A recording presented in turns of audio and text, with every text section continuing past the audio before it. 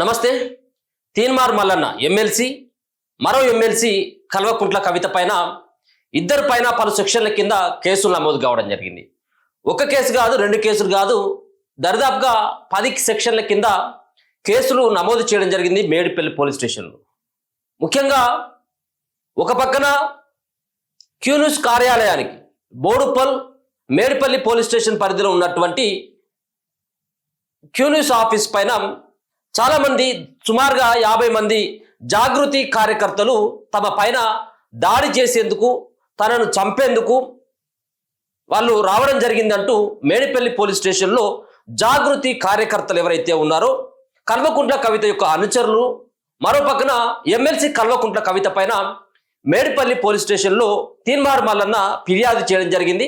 ఆ ఫిర్యాదును అందుకున్నటువంటి పోలీసులు ఎంక్వైరీ చేసి 10 సెక్షన్ల కింద కవితకు సంబంధించినటువంటి అనుచరులు వాళ్ళందరిపైన కూడా కేసులు నమోదు చేసినటువంటి సందర్భం కనబడతా ఉన్నది. ముఖ్యంగా మారణాయుధాలను పట్టుకొని వచ్చి నన్ను చంపేందుకు ప్రయత్నించిళ్ళు, నన్ను నా ప్రాణాలను కాపాడడం కోసం ప్రయత్నించినటువంటి గన్మెన్లు కానీ, మరో పక్కన ఆ ఆఫీసులో పనిచేస్తున్నటువంటి సిబ్బంది, కొంతమంది తమ సమస్యలను చెప్పుకోవడానికి వచ్చినటువంటి బాధితులను సైతం కూడా రక్తాలు వచ్చేలాగా కొట్టడం జరిగింది, దాడి చేయడం జరిగింది. వాళ్ళు లేకపోయినట్టయితుంటే నా ప్రాణాలు పోయేది. ఇదంతా కూడా వెనకెమెట్టి ఉన్నటువంటి తతంగాన్ని నడిపించినటువంటి వ్యక్తి కల్వకుంట్ల కవిత. కాబట్టి ఎన్నటికైనా నా పైన దాడి చేసేటువంటి ప్రయత్నం చేస్తుంది.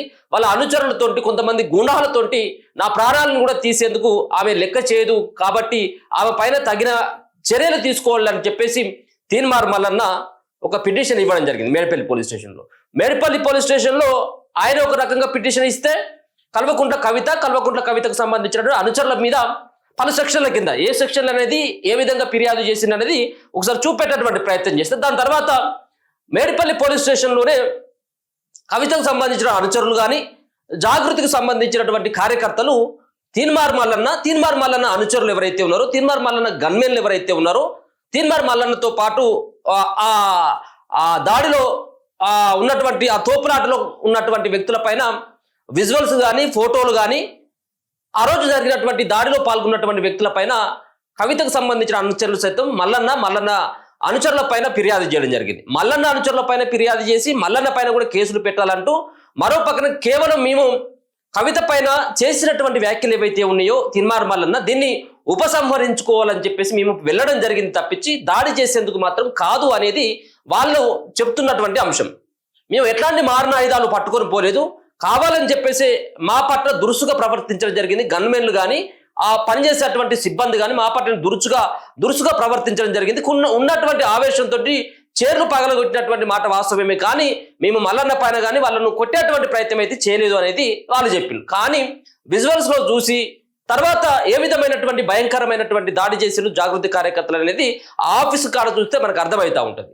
ఆడ ఉన్నటువంటి రక్తమే కావచ్చు, ఆడ ఉన్నటువంటి సెక్యూరిటీ గార్డులని, ముఖ్యంగా వాళ్ళ ఎవరైతే గన్మెన్ ఉన్నారో గన్మెన్లని వాళ్ళు మహిళా కార్యకర్తలు కొంతమంది ఒంగోబెట్టి కొట్టినటువంటి దృశ్యాలు కూడా మనకు కనబడ్డాయి. అంటే ఒక భీకరమైనటువంటి వాతావరణాన్ని సృష్టించడానికి, అక్కడ అల్లరి చేయడానికి, అవసరమైనట్టయితే ప్రాణాలు తీయడానికైనా వచ్చిందన్నట్టుగా ఆ మేడపల్లి సిఐ ఇప్పటికే నిర్ధారించడం జరిగింది. కాబట్టి కవిత అనుచరుల పైన 10 సెక్షన్ల కింద వాళ్ళు కూడా కేసులు నమోదు చేయడం జరిగింది. ఇద్దరు పైన నాన్ బెయిలబుల్ కేసులు నమోదు చేసినట్టుగా తెలుస్తా ఉన్నది.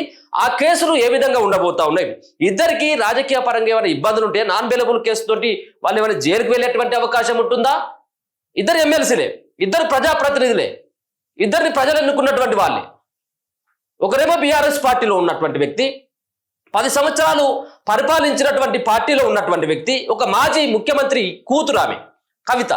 ఇంకొకరేమో అధికార పార్టీ బీఫామ్ పైన గెలిచి పార్టీ నుంచి సస్పెండ్ అయినటువంటి వ్యక్తి మరొకరు.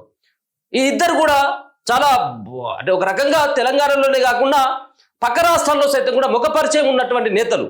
ఇక మనకు అందరికీ తెలుసు మల్లన్నకు సంబంధించినటువంటి ఆయన పరిచయాలు ఏ విధంగా ఉంటాయి, ఆయన ఏ విధంగా ఇన్ఫ్లుయెన్స్ చేస్తాడు, ఏ విధంగా ఆయన మాట్లాడేటువంటి ధోరణి కానీ, ఆయన చెప్పేటువంటి విధానం కానీ, దీంతో తెలుగు రాష్ట్రాల్లో ఖచ్చితంగా అందరికీ సుపరిచితమైనటువంటి వ్యక్తి. ఇక కవిత విషయాన్ని మనం ప్రత్యేకంగా చెప్పుకోవాల్సినటువంటి అవసరం లేదు. ఆమె ఏ విధంగా దేశంలో ఫేమస్ అయింది అనేది మీకే తెలుసు. అది దాని తర్వాత ఆమె మాజీ ముఖ్యమంత్రి కూతురు, కల్వకుంట్ల చంద్రశేఖరరావు కూతురు కాబట్టి ఆమె కూడా తెలిసినటువంటి వ్యక్తి. ఎంపీగా చేసింది, ఇప్పుడు ఎమ్మెల్సీగా పనిచేస్తుంది కాబట్టి ఆమె కూడా దేశంలో అన్ని విధాలుగా అన్ని రకాలుగా ఆమె పరిచయం ఉన్నటువంటి నేతే. వీళ్ళ యొక్క కేసులు మరి ఏ విధంగా ఉండబోతున్నాయి అనేది కూడా అడ్వకేట్ని అడిగి తెలుసుకున్నటువంటి ప్రయత్నం చేద్దాం. ఒకసారి మల్లన్న ఇచ్చినటువంటి పిటిషన్ను చదివినిపించేటువంటి ప్రయత్నం చేస్తే ఏమని పిటిషన్ ఇచ్చిండు అనేది చూస్తే, ఏది మేడిపల్లి పోలీస్ స్టేషన్లో ఆయన ఇచ్చినటువంటి పిటిషన్ ఇది. ఆయన ఇచ్చినటువంటి పిటిషను ఆయన 13వ తారీఖున ఆయన దాడి జరిగిన రోజే మేడిపల్లి పోలీస్ స్టేషన్లో ఇవ్వడం జరిగింది. అడ్రస్ వచ్చేసరికి క్యూన్యూస్ ఆఫీసు మేడిపల్లికి వస్తుంది. ఇదంతా కూడా Medchal Malkajgiri district.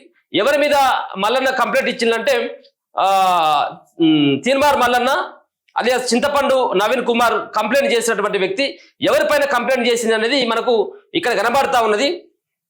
Kalvakuntla Kavitha and her followers, ఆయన అనుచరులు, కల్వకుంట్ల కవితతో పాటు కల్వకుంట్ల కవిత యొక్క అనుచరులు దాడి చేసిండ్రు అనేది ఇక్కడ ఆమె పేరును మెన్షన్ చేస్తూ ఆమెకు సంబంధించినటువంటి ఫాలోవర్స్ ఎవరైతే ఉన్నారో ఆ జాగృతిలో పనిచేసేటువంటి వ్యక్తులు, ఆ దాడిలో పాల్గొన్నటువంటి వ్యక్తులు ఐడెంటిఫై చేసి వాళ్ళపైన చర్యలు తీసుకోండి, మా దగ్గర ఫుటేజ్ ఉంది, వాళ్ళు వచ్చేటువంటిది వాళ్ళ ముఖాలు కూడా కనబడతా ఉన్నాయి, ఎవరెవరు దాడి చేసిండ్రు అనేది అన్ని వివరాలు అక్కడ సబ్మిట్ చేయడం జరిగింది. కాబట్టి ఇక్కడ ప్రత్యేకంగా ఒకరి పేరు అనేది లేదు. కల్వకుంట్ల కవితతో పాటు ఆమెకు ఉన్నటువంటి జాగృతి సంబంధించినటువంటి నేతల పైన, ఆ దాడిలో పాల్గొన్నటువంటి వ్యక్తుల పైన కూడా కేసులు అయితే నమోదు చేయడం జరిగింది. ఇక్కడ స్పష్టంగా కనబడతా ఉంది. కేసులు కూడా 191/2, 191/3, 333, 109, 324/4, 351/3, 132, అలాగే 190, 49 బిఎన్ఎస్ సెక్షన్ల కింద, అంటే 1, 2, 3, 4, 5, 6, 7, 8, 9 సెక్షన్ల కింద, బిఎన్ఎస్ సెక్షన్ల కింద తీన్మార్ మల్లన్న ఇచ్చినటువంటి పిటిషన్ పైన 9 కేసులు, 9 సెక్షన్ల కింద ఇక్కడ కవిత పైన, కవిత అనుచరుల పైన 9 సెక్షన్ల కింద కేసులు కూడా నమోదు చేయడం జరిగింది. ఆయన ఏమని ఫిర్యాదు చేసిండు పోలీసుల కంటే, ఆయన 13వ తారీఖున ఫిర్యాదు చేయడం జరిగింది.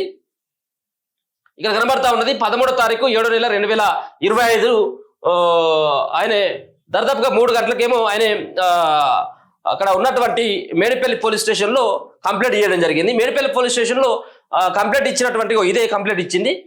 గౌరవనీయులైన ఇన్స్పెక్టర్ ఆఫ్ పోలీస్ మేడిపల్లి గారికి నమస్కారాలు. నేను అనగా తీన్మార్ మల్లన్న అలియాస్ చింతపండు నవీన్ కుమార్ ఈ రోజు అనగా 13 జూలై 2025 ఆదివారం రోజున ఉదయం సుమారు 11:30 ప్రాంతంలో ఉదయం నా యొక్క ఆఫీసులో నేను ప్రజా సమస్యలపై వినతులు స్వీకరిస్తున్న సమయంలో జై Kavitha, BC down down, Mallanna down down, Mallanna నీ అంతు చూస్తామంటూ నినాదాలు చేస్తూ సుమారు 50 మంది కల్వకుంట్ల కవిత అనుచరులు వివిధ మారణాయుధాలతో నాపై దాడి చేసి హత్యాయత్నానికి ప్రయత్నించినారు.